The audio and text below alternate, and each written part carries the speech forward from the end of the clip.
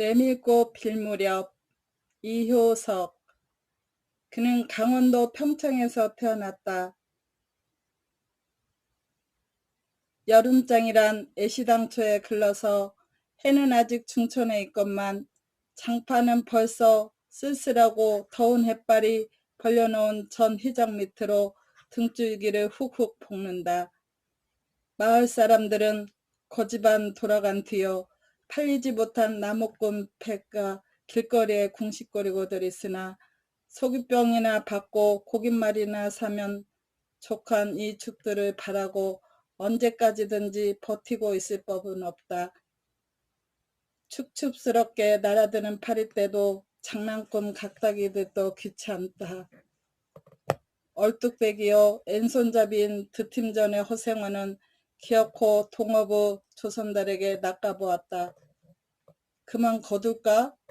잘 생각했네. 봉평장에서 한 번이나 흐뭇하게 사본 일이 있을까? 내일 대화장에 가서 한몫 벌어야겠네. 오늘 밤은 밤을 새서 걸어야 될걸. 달이 뜨렸다. 절렁절렁 소리를 내며 조선달이 그날 번 돈을 따지는 것을 보고 허생원은 말뚝에서 넓은 휘장을 걷고 버려놓았던 물건을 거두기 시작하였다. 우명필과 주담바리가 두 고리짝에 꼭 찼다. 멍석 위에는 천조각이 어수선하게 남았다. 다른 축들도 벌써 거진 전들을 걷고 있었다. 약바르게 떠나는 패도 있었다. 어물장수도 땜장이도 엿장수도 생강장수도 꼴들이 보이지 않았다. 내일은 진부와 대화의 장에 선다. 축들은 그 어느 쪽으로든지 밤을 새며 6, 70리 밤길에 타박거리지 않으면 안 된다. 장파는 잔치 뒷마당같이 어수선하게 벌어지고 술집에서는 싸움이 터져 있었다. 주정꾼 욕지거리에 섞여 계집의 앙칼진 목소리가 찢어졌다. 장날 저녁은 정해놓고 계집의 고함소리로 시작되는 것이다. 생원 시침을 때도 다 안 해. 충지집 말이야. 계집 목소리로 문득 생각난 듯이 조선달은 비죽이 웃는다. 화중지병이지. 연소패들을 적수로 하고야 대거리가 돼야 말이지. 그렇지도 않을걸. 축들이 사족들 못 쓰는 것도 사실은 사실이나 아무리 그렇다곤 해도 왜 그 동이 말일세. 감쪽같이 충주집에 후린 눈치거든. 무어? 그 애승이가? 물건 가지고 낚았나 보지. 착실한 녀석인 줄 알았더니. 그 길만은 알 수 있나. 궁리 말고 가보세나 그려. 내 한턱 쏨새. 그다지 마음이 당기지 않는 것을 쫓아갔다. 허생원은 계집과는 연분이 멀었다. 얼뚝배기 상판을 쳐들고 대어설 숫기도 없었으나 계집편에서 정을 보낸 적도 없었고 쓸쓸하고 뒤틀린 반생이었다. 충주집을 생각만 하여도 철없이 얼굴이 붉어지고 발밑이 떨리고 그 자리에 소스라쳐 버린다. 충주집 때문에 들어서서 술 좌석에서 짜장 동이를 만났을 때에는 어찌된 서슬인지 발끈 화가 나버렸다. 상위에 붉은 얼굴을 쳐들고 제법 계집과 농탕 치는 것을 보고서야 견딜 수 없었던 것이다. 녀석이 제법 난질꾼인데 꼴사납다. 머리에 피도 안 마른 녀석이 낮부터 술 처먹고 계집과 농탕이야. 장돌뱅이 망신만 시키고 돌아다니누나. 그 꼴에 우리들과 한몫 보자는 셈이지. 동이 앞에 막아서면서부터 책망이었다. 걱정도 팔자요 하는 듯이 빤히 쳐다보는 상기된 눈망울에 부딪힐 때 결김에 따기를 하나 갈겨주지 않고는 베길 수 없었다. 동이도 화를 쓰고 팩하고 일어서기는 하였으나 허생원은 조금도 동색하는 법 없이 마음먹은 대로는 다 짓거렸다. 어디서 주워먹은 선머슴인지는 모르겠으나 내게도 아비엄이 있겠지. 그 사나운 꼴 보면 마음 좋겠다. 장사람 탐탁하게 해야 되지. 계집이 다 무어야. 나가거라. 냉큼 꼴 치워. 그러나 한마디도 대거리하지 않고 하염없이 나가는 꼴을 보려니 도리어 측은히 여겨졌다. 아직도 서름서름한 사이인데 너무 과하지 않았을까 하고 마음이 섬뜩해졌다. 주제도 넘지. 같은 술손님이면서 아무리 젊다고 자식 낳게 된 것을 붙들고 치고 닦아셀 것은 무엇야 원. 충주집은 입술이 쫑긋하고 술 붓는 솜씨도 거칠었으나 젊은 애들한테는 그것이 약이 된다고 하고 그 자리는 조선달이 얼버무려 넘겼다. 너 녀석한테 반했지? 애숭이를 빨면 죄된다. 한참 법석을 친 후이다. 담도 생긴 데다가 웬일인지 흠뻑 취해보고 싶은 생각도 있어서 허생호는 주는 술잔이면 거의 다 들이켰다.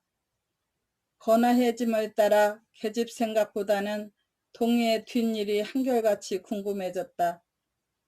내 꼴에 계집을 가로채서니 어떡할 작정이었노 하고 어리석은 꼬락서니를 모지게 책망하는 마음도 한편에 있었다. 그렇기 때문에 엄마가 지난 뒤인지 동희가 헐레벅덕거리며 황급히 부르러 왔을 때에는 마시던 잔을 그 자리에 던지고 정신없이 허덕이며 충주집을 뛰어나간 것이었다. 생원, 당나귀가 발을 끊고 야단이에요. 각다기들 장난이지 필연코.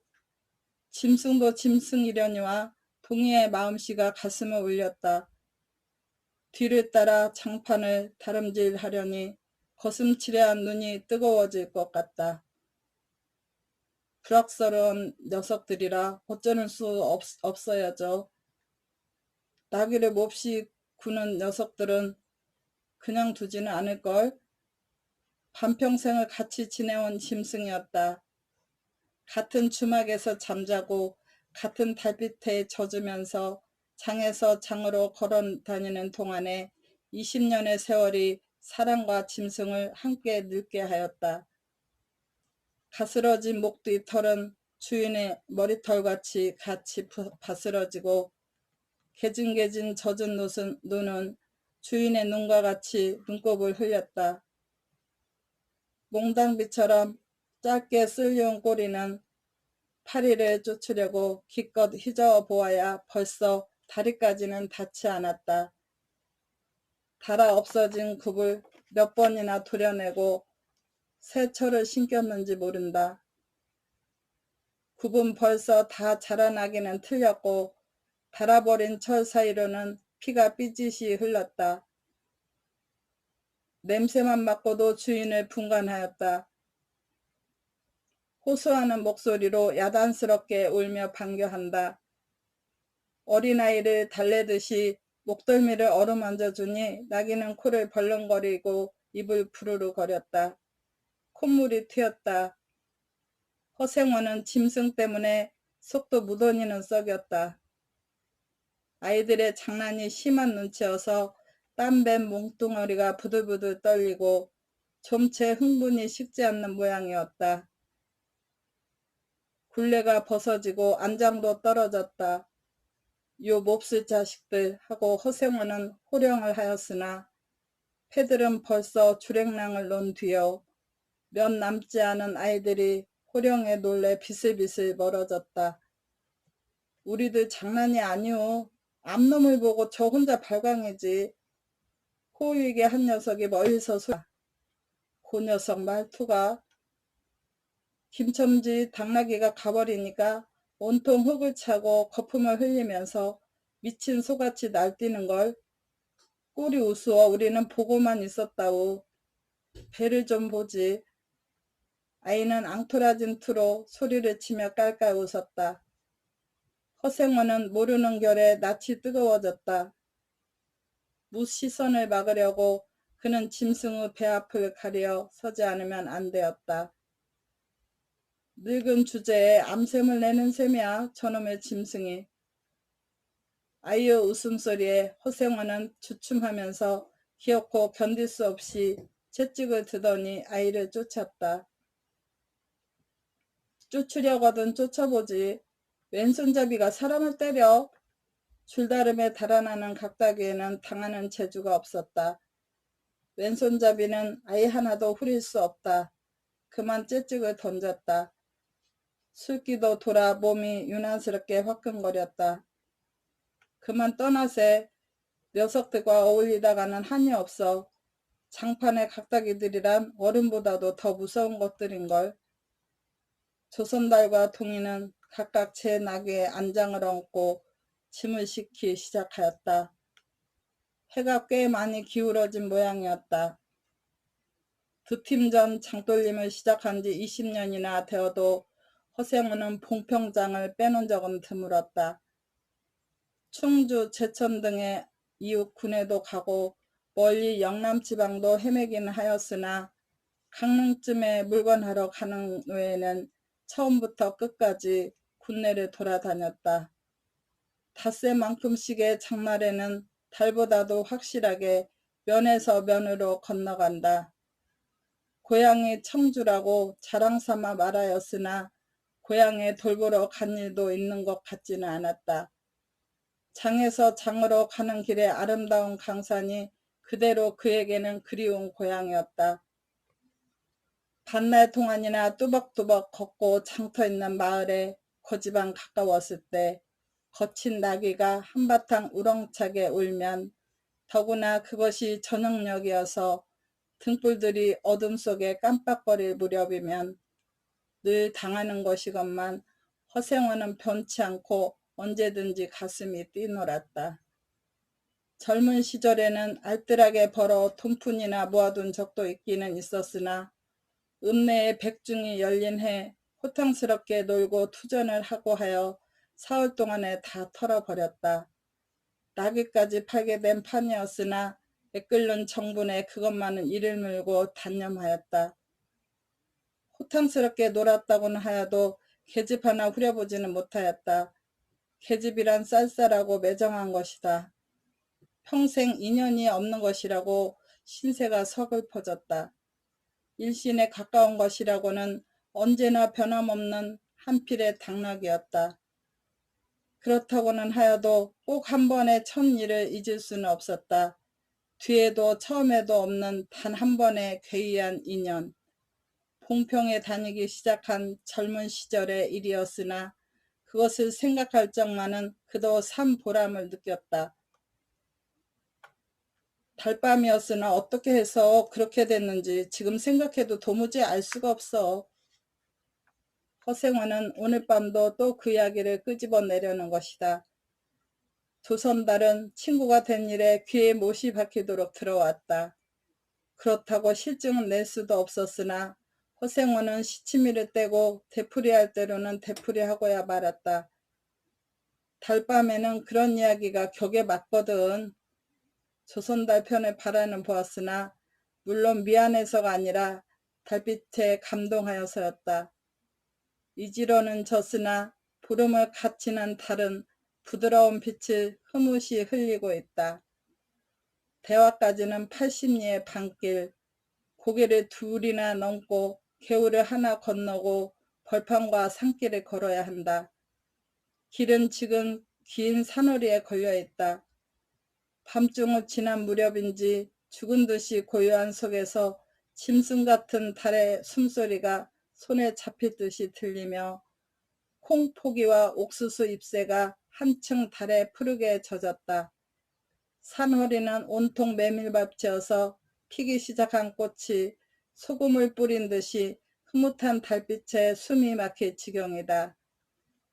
세 사람은 나귀를 타고 외줄로 늘어섰다. 방울소리가 시원스럽게 딸랑딸랑 메밀밭계로 흘러간다.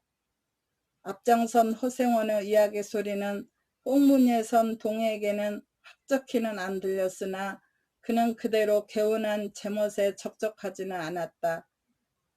장선 꼭 이런 날 밤이었네. 객주집 토방이란 무더워서 잠이 들어야지.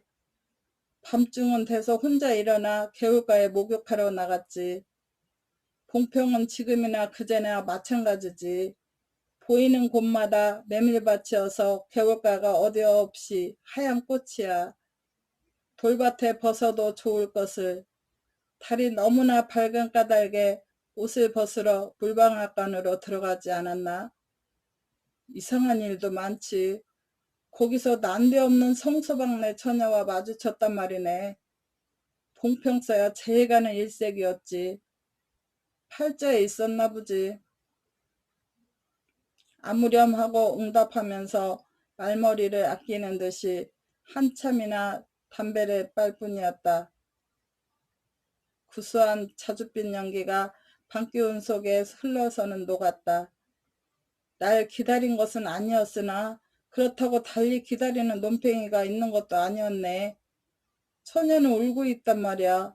짐작은 되고 있으나 성서방네는 한창 어려워 들고 날 판인 때였지.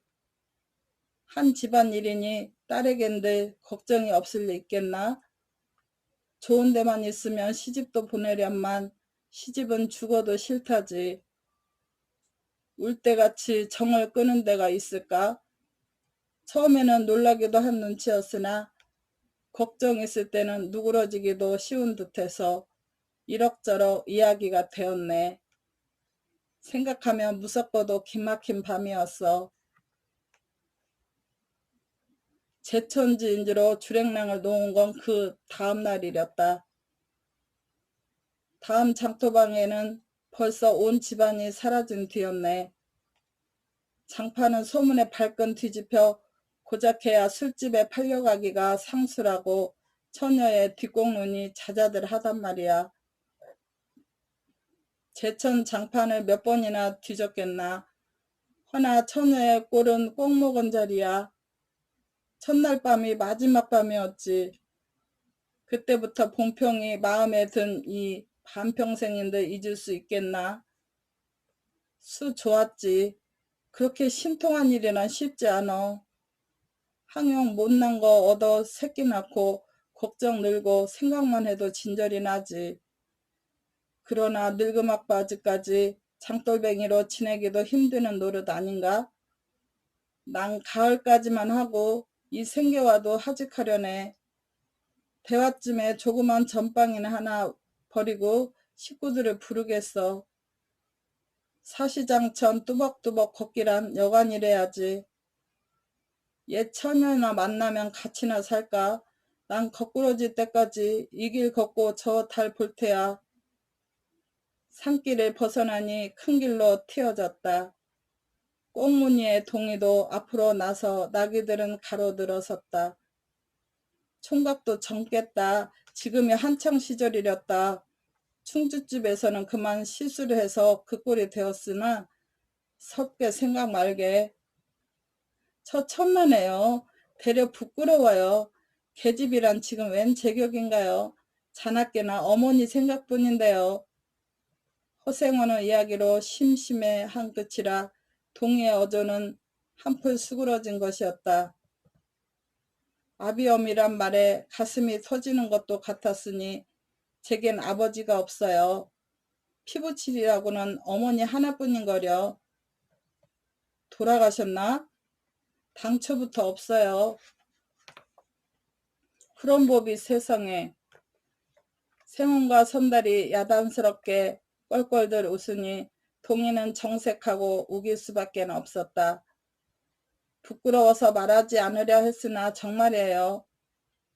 제천촌에서 달도 차지 않은 아이를 낳고 어머니는 집을 쫓겨났죠.